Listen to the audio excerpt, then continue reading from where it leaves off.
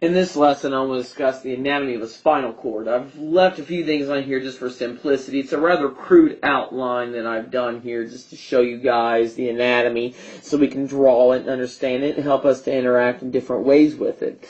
Some of the things I'll fill in here, I've set it off to an offset for one reason. We'll come back to that in a minute. But where I want to begin filling ourselves in here is the dot I'm going to put in the middle here, the central canal. Remind ourselves that the central canal is the hole in the middle. Because humans are deuterostomes, we have a dorsal hollow nerve cord, and since ours are on our back, that is the dorsal part. So sitting dorsally, I want to put a P back here. We have the posterior and anterior here. This would be your anterior median fissure, and this would be the posterior sulcus, posterior median sulcus that I've labeled in blue. Now, some other structures that I need to go through here would be the gray matter on the internal. So using gray, I'm going to draw 2 lines here. And this would depict our gray commissures.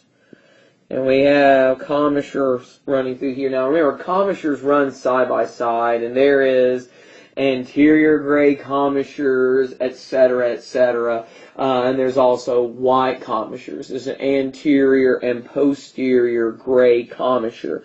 Here will be the anterior gray commissure here. This will be your posterior gray commissure here. There is, then I continue on, I want to draw the horns. And I draw them a little bit more geometrically than you'll usually see them depicted in the textbook. But if we look at these horns, we have our posterior gray horn here, and then our lateral gray horn here, and the anterior gray horn there. And these horns, now everything in the, I'm going to draw kind of a little line through here just to reference for us that everything here in the posterior is sensory. And everything here is motor. Okay? So when we use that stuff, we'll kind of use this as a big breaking off point for us in spinal cord anatomy and physiology. Now, to continue off with this, we do have some structures coming out the side. Now, I'm going to use some various colors. And for us, I am going to remove here some of this anatomy here and redraw it just so that you guys can see this stuff again as we come off of our commissures. I do like to have this stuff kind of there for us to reference how they fit in, anatomically speaking. Now, I'm going to come off the posterior part of my spinal cord, and I'm going to form, we call it the dorsal root, because it's on the posterior side, and posterior equals dorsal. So as I come down, I'm going to form my spinal nerve with that. Now, coming from there, I'm going to form an enlargement called the dorsal root ganglia. And then we're going to move on and unite our roots in.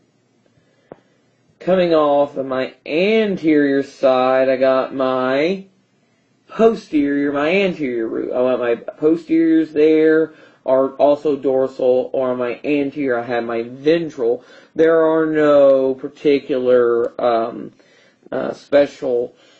there's no ganglia there, because ganglia is purely with sensory.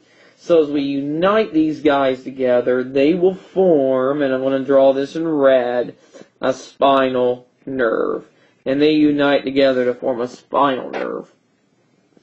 And these spinal nerves will come off of our spinal cord, and I'll color that in solidly so you can see how that unites to form a spinal nerve. So this would be a general breakdown in a human spinal cord in rough diagrammatic drawings with a few little things to kind of fill in here. We had our gray commissures. sitting in this area. The gray commissures would actually move between here. And I was just depicting the gaps between the, is that space in between my central canal. I have white commissures that are sitting between here. My posterior white commissure, my anterior white commissure, and commissural fibers go side to side, connecting each side here, my spinal cord on either the left or right spinal cord. And generally speaking, this is the bulk of what you guys would have to know. There's a few things in the lab that you guys would need to know. Primarily here on the posterior side, you got posterior white columns on either side of the sulcus. Then we also have white columns. You have anterior white columns sitting here. You also have lateral white columns that take up this space. And when you guys go into lab, you're going to learn about all these particular, or in lecture rather, you're going to learn about a particular pathways that are sitting in each column, and etc. But it gets kind of busy when we're coloring all that in, and we can remove a bunch of that stuff to give us some re-reference, at least on that first half. Clear that back off. And this concludes a little video on the anatomy of a spinal cord, Thank you. Bye.